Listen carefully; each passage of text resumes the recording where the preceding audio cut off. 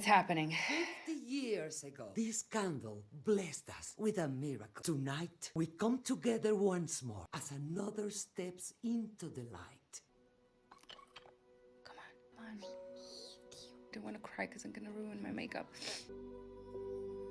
Flashbacks, yeah. This scene is so visually on the nose in the best way possible. Abuela is up there delivering this powerful, inspiring speech about unity, legacy, and stepping into the light. Meanwhile, Mirabel is quite literally in the shadows, physically excluded from the family circle. A visual representation of the lie at the heart of the Madrigal family. Because let's be real, this speech isn't about Antonio. It's about reinforcing the narrative of the miracle, about keeping up the image that this family is still as strong and perfect as it was 50 years ago. She talks about stepping into the light as if it's an open invitation, but in reality, I don't really think so. That light seems to be reserved for the worthy. And Mirabel is not just standing in the dark, she's been left there. And this is where we see Abuela's greatest blind spot. She genuinely believes what she's saying. In her mind, she's not being exclusionary whatsoever, she's preserving something sacred. But what she doesn't realize is that her words don't match reality, because if family was truly everything, Mirabel wouldn't be on the outside looking in. If stepping into the light was just about love and belonging, Mirabel wouldn't be trapped in the shadows. This moment cracks open the unspoken rule that runs this whole family. You are only celebrated if you serve the system. And to be very honest, Mirabel, she doesn't have a defined function. So no matter how much Abuela preaches about,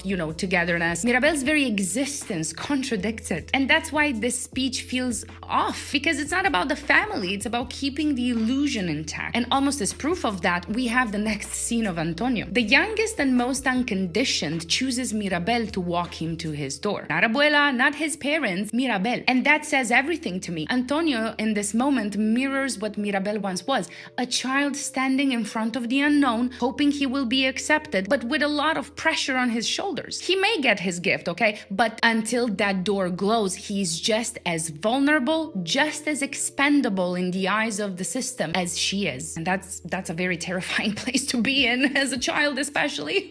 And that's why he needs her. She's the only person in this family who isn't holding him to an expectation, the only one who sees him beyond his function. That's why he reaches for her, because in a family where everyone is terrified of failure, Mirabel is the only one who has already failed and is still standing. In her, Antonio sees something no one else in the family does: humanity beyond usefulness. But she's not even in the picture. Man, this is quite cruel. Don't be upset or mad at all. You have a right to. Don't feel regret or sad at all. Oh my god, this is a huge... It's going for the miracle! Oi, oi! Hi! Hi! Oh! Oi, oh! Oh, what is this? Are they like raving?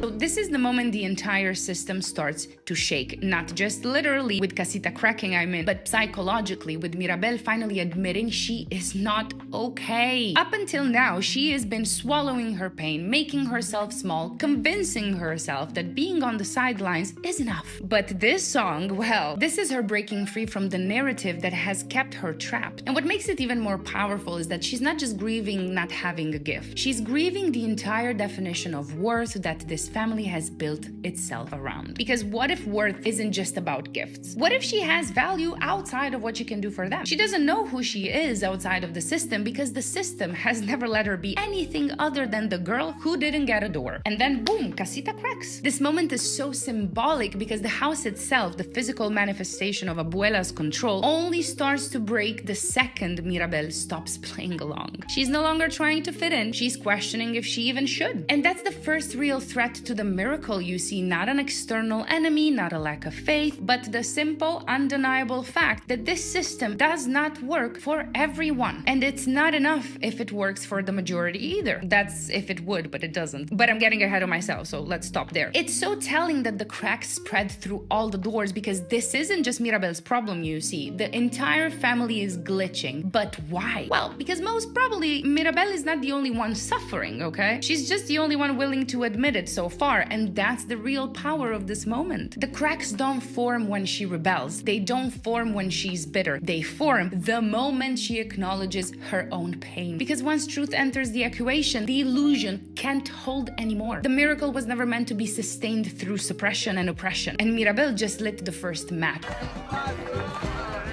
Abuela, muévelo. The house is in danger! The cracks were there.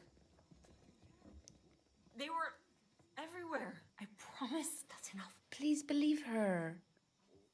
There is nothing wrong with La Casa Madrigal. The magic is strong. And so are the drinks.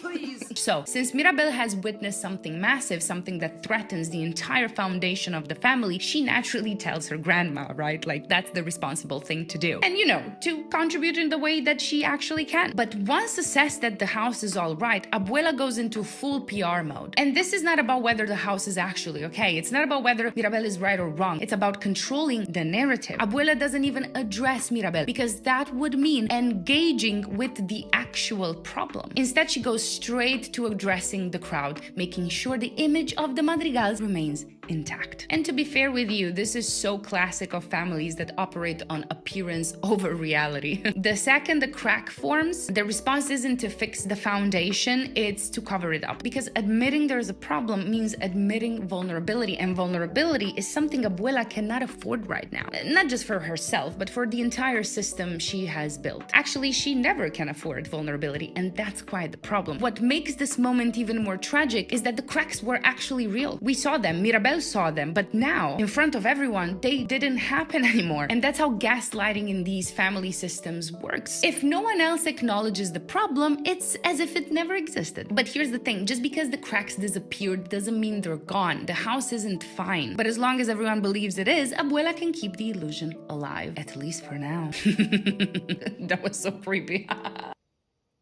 Mira, my brother Bruno lost his way in this family.